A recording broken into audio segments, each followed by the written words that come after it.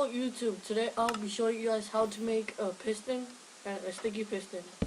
So you will need a crafting table of course, and you need 4 stone, and you have to put them like that, and then 3 wooden planks on top, and then redstone in the middle, and an iron ingot. Switch that, iron ingot in the middle and redstone on the bottom. Actually you need 4 cobblestones, so let's go. Let's get that. Okay, let's get some cobblestone. So now let's go in there. You need this, you need this. You need cobblestone on the sides. And then you need plank.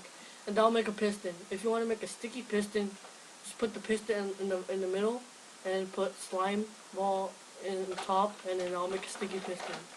You can get slime balls from slimes, and yep, that's how you make a sticky piston and piston. See you guys later. Please like and subscribe.